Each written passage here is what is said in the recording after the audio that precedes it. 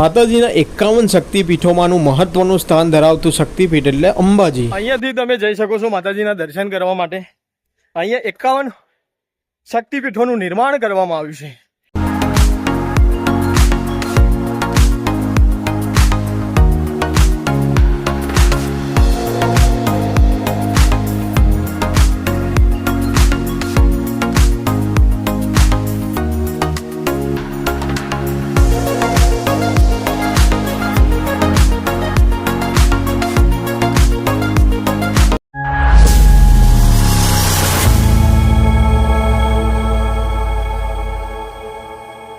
જય માતાજી, જય શ્રી કૃષ્ણ મિત્રો। આજે આપણે આવી ગયા છીએ બનાસકાંઠા જિલ્લાના દાંતા તાલુકાના અંબાજીમાં, જ્યાં ભગવતી રાજ રાજેશ્વરીમાં અંબા બિરાજમાન છે। તો શું છે માતાજીનો મહિમા, શું છે માતાજીનો ઇતિહાસ, જાણીશું તમામ માહિતી।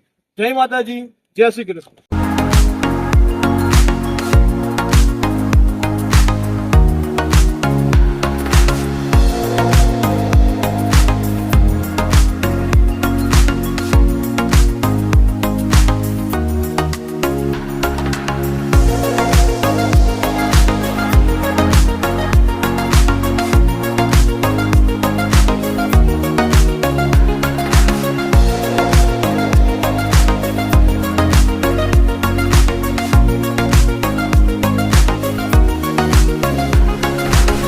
તમે જોઈ શકો છો માતાજીના ભક્તો પગપાળા સંગ લઈને બોલ મારી અંબે જય જય અંબેના નાદ સાથે માતાજીના દર્શન કરવા માટે જઈ રહ્યા છે। તો ફાઇનલી આપણે અંબાજી પહોંચી ગયા છે। અંબાજી પાલનપુરથી 65 કિલોમીટર, માઉન્ટ આબુથી 45 કિલોમીટર, આબુ રોડથી 20 કિલોમીટર અને અમદાવાદથી 185 કિલોમીટરના અંતરે આવેલું છે। જો તમે અમદાવાદથી બાય ટ્રેન દ્વારા આવો છો તો આબુ રોડથી માત્ર 20 કિલોમીટરના અંતરે આ મંદિર આવેલું છે। જો તમે ગુજરાત બહારથી આવો છો તો સરદાર વલ્લભભાઈ ઇન્ટરનેશનલ એરપોર્ટ અમદાવાદ ખાતે આવીને તમે બાય બસ બાય ટ્રેન દ્વારા અહીંયા તમે આવી શકો છો।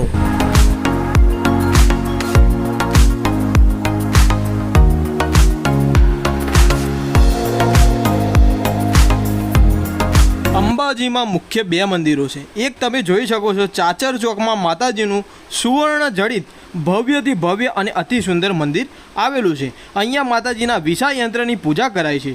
આ યંત્ર માન્યતા અનુસાર શ્રી યંત્ર છે। અને બીજું મંદિર જે ગબ્બર પર્વત પર આવેલું છે, જ્યાં આપણે જવાના છીએ।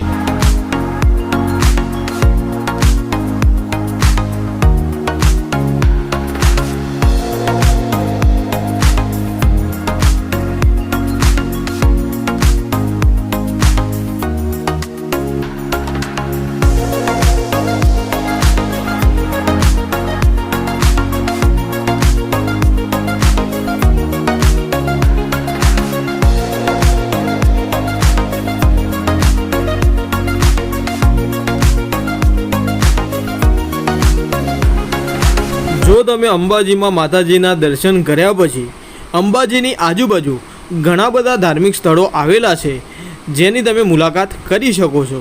જેમ કે કોટેશ્વર મહાદેવનું મંદિર છે, કામાક્ષી મંદિર છે વગેરેના તમે દર્શન કરી શકો છો। અહીંયાથી ખાલી ગબ્બર પર્વતનો નજારો જુઓ, શું નજારો છે, જ્યાં જગત જનની જગદંબામાં અંબા બિરાજમાન છે।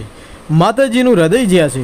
હવે આપણે ગબ્બર પર્વત ઉપર જઈને માતાજીનો ઇતિહાસ જાણીશું, માતાજીનો શું મહિમા છે તે પણ જાણીશું અને અખંડ જ્યોતના દર્શન કરીશું।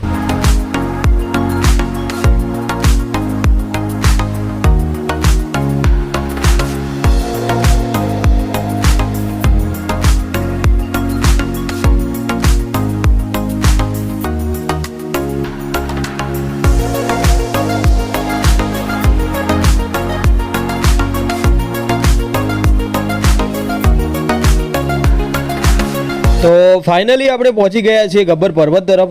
હવે આપણે ગબ્બર પર્વત પર જવા માટે આપણી પાસે 2 રસ્તા છે। એમાં પહેલાં તમે જો પગથિયા ચડીને જવા માંગો છો તો તમે 999 પગથિયા ચડીને ગબ્બર પર્વત પર જઈ શકો છો। અને અહીંયા ગબ્બર પર્વત પર 51 શક્તિપીઠોનું નિર્માણ કરવામાં આવ્યું છે, જેના તમે દર્શન કરી શકો છો। તો સૌથી પહેલાં આપણે પગથિયા દ્વારા કઈ રીતે જઈ શકાય તેની માહિતી મેળવીશું। તો ચાલો મારી સાથે। અને ત્યારબાદ બીજા નંબરે રોપવે દ્વારા કઈ રીતે જઈ શકાય, કેટલી ટિકિટ છે રોપવેની, તે તમામ માહિતી મેળવીશું।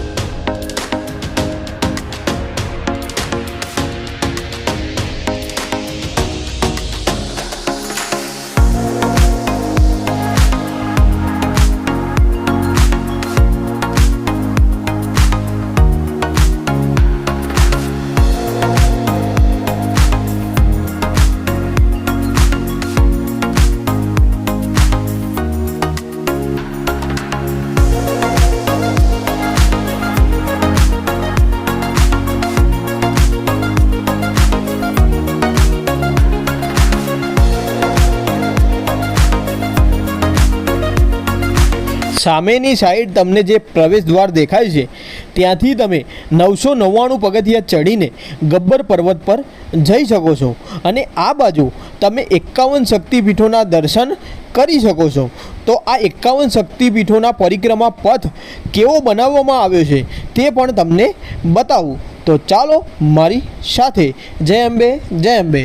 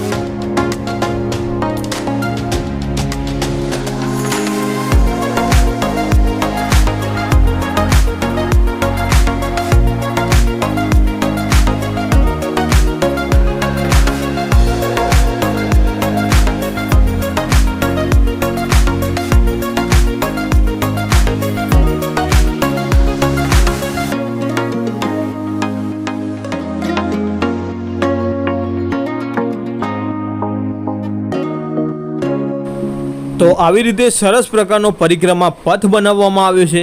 સાથે અહીંયા આવા 51 શક્તિપીઠોનું નિર્માણ કરવામાં આવ્યું છે, એટલે કે આવા 51 મંદિરો અહીંયા બનાવવામાં આવ્યા છે. હવે આપણે રોપવેમાં બેસીને ગબ્બર પર્વત પર જઈશું. રોપવેની શું ટિકિટ છે તે પણ જાણીશું અને ગબ્બર પર્વત પર જઈને અખંડ જ્યોતના દર્શન કરીશું. માતાજીનો શું ઇતિહાસ છે તે પણ જાણીશું. જય અંબે, જય અંબે, જય અંબે. બોલ મારી અંબે, જય જય અંબે. તો ચાલો હવે રોપવેની ટિકિટ લઈએ. ટિકિટનો શું રેટ છે તે પણ જાણીએ. અને અહીંયા લખેલું છે અંબાજી મૂળ સ્થાન શક્તિપીઠ ગબ્બર પર્વત આપનું હાર્દિક સ્વાગત કરે છે. અહીંયા ટિકિટનો રેટ લખેલો છે સાધારણ ટિકિટ એટલે કે નોર્મલ ટિકિટ 125 રૂપિયા અને બાળકોની ટિકિટ 70 રૂપિયા લેવામાં આવે છે અને બાકીનો રેટ તમે જોઈ શકો છો.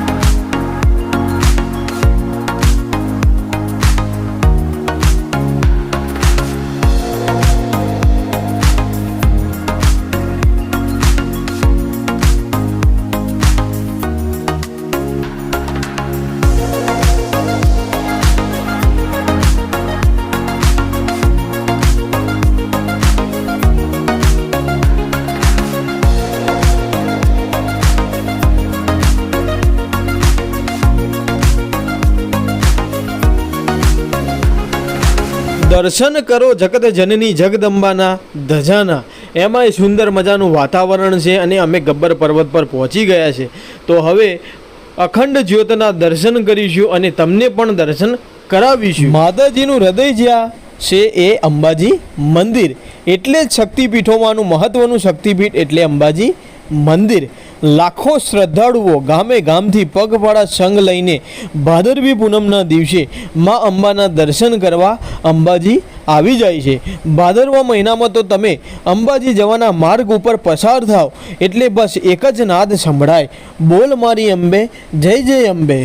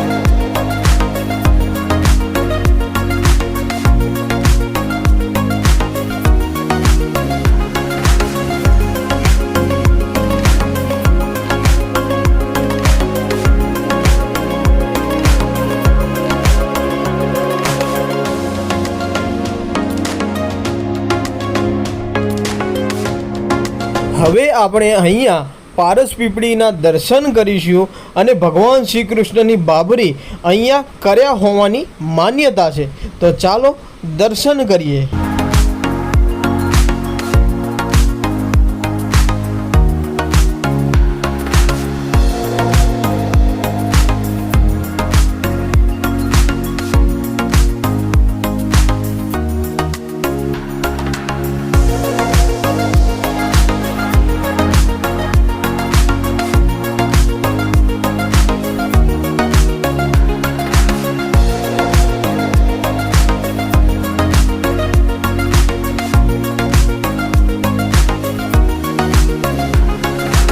અહીંયા તમે દર્શન કરી શકો છો પારસ પીપળીના.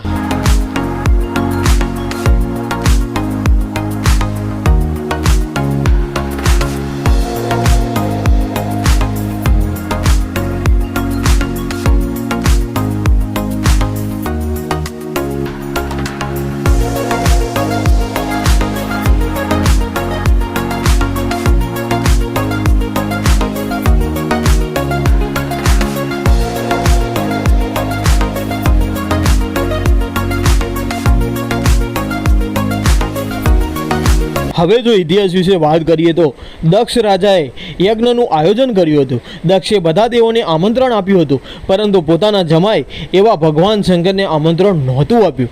પિતાને ત્યાં યજ્ઞ છે એવા સમાચાર સાંભળીને ભગવાન શંકરનો વિરોધ હોવા છતાં માતા સતી પિતાના ઘરે પહોંચી ગયા. એ વખતે દક્ષે ભગવાન શંકર વિશે અપમાનજનક શબ્દો કહેતા માતા સતીએ યજ્ઞ કુંડમાં પડી જીવ દઈ દીધો. એ પછી ભગવાન શિવ માતા સતીના દેહને ખભા પર ઉપાડીને તાંડવનું નૃત્ય શરૂ કર્યું. ભગવાન શિવના ક્રોધથી સમગ્ર સૃષ્ટિ ભયભીત થઈ ગઈ. ત્યારે માતા સતીમાં રહેલી ભગવાન શિવની આસક્તિ દૂર કરવા ભગવાન વિષ્ણુએ ચક્ર વડે માતા સતીના દેહના ટુકડા પાડ્યા. એ દરેક સ્થાનો શક્તિપીઠ તરીકે ઓળખાય છે. ભાગવત ઉપરાંત સ્કંદ પુરાણ અનુસાર માતા સતીના હૃદયનો હિસ્સો જ્યાં પડ્યો એ સ્થાન આરાસુરી શક્તિપીઠ અંબાજી તરીકે ઓળખાય છે.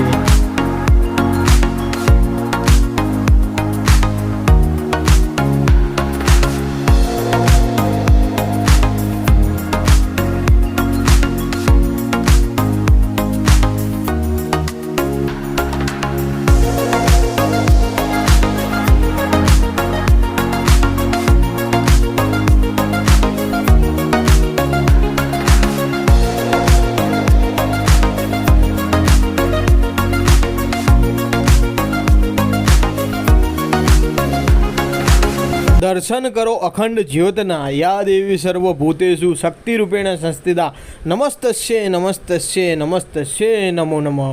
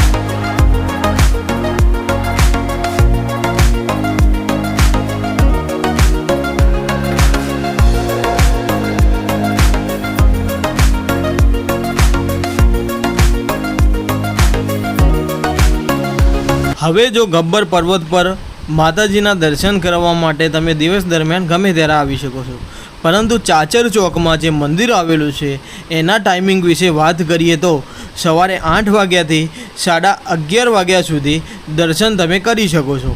એના પછી બપોરે 12:30 વાગ્યાથી 4:30 વાગ્યા સુધી દર્શન તમે કરી શકો છો અને સાંજે 7:30 વાગ્યાથી 9 વાગ્યા સુધી તમે દર્શન કરી શકો છો.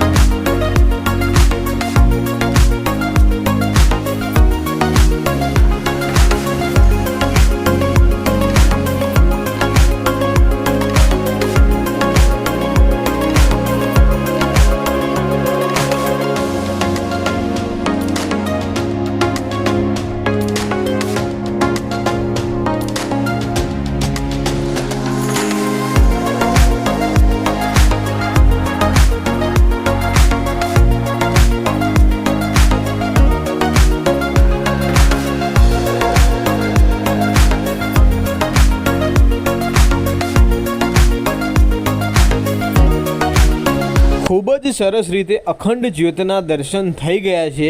હવે આપણે ગબ્બરથી નીચેની તરફ જઈ રહ્યા છીએ ત્યારે અંબાજીમાં જઈને આપણે માનસરોવરમાં જઈશું. ત્યાં આગળ એવું કહેવામાં આવે છે કે ભગવાન શ્રી કૃષ્ણની બાબરી ત્યાં ઉતારવામાં આવી હતી.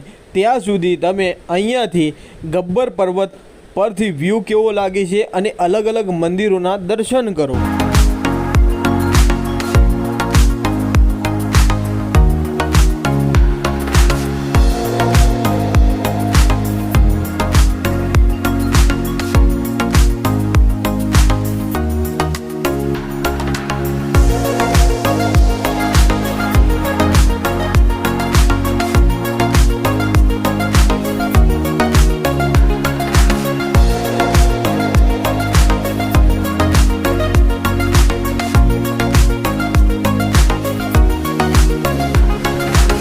જો તમારે માનસરોવરની મુલાકાત લેવી હોય તો માતાજીનું જે ચાચર ચોકમાં જે મંદિર આવેલું છે એની એક્ઝેક્ટ પાછળની બાજુ આ માનસરોવર આવેલું છે. અહીંયા તમે જોઈ શકો છો કે ભગવાન શ્રી કૃષ્ણ તથા યશોદા માતાનું ચિત્ર અંકિત કરવામાં આવ્યું છે. સામેની બાજુ તમે જોઈ શકો છો અને આ બાજુ માતાજીનું અંબે માતાનું સામેની બાજુ તમે જોઈ શકો છો. તમને દેખાતું હશે એ માતાજીનું ચાચર ચોકમાં આવેલું મંદિર છે. એની એક્ઝેક્ટ પાછળ આ માનસરોવર આવેલું છે. જો તમને અમારો આ વિડીયો ગમ્યો હોય તો તમારા મિત્રો સાથે અમારા આ વિડીયોને શેર કરી દેજો, લાઈક કરી દેજો, ચેનલને સબસ્ક્રાઈબ કરી દેજો અને કોમેન્ટમાં જય અંબે લખવાનું તો બિલકુલ ભૂલતા નહીં. બોલ મારી અંબે જય જય અંબે, બોલ મારી અંબે જય જય અંબે.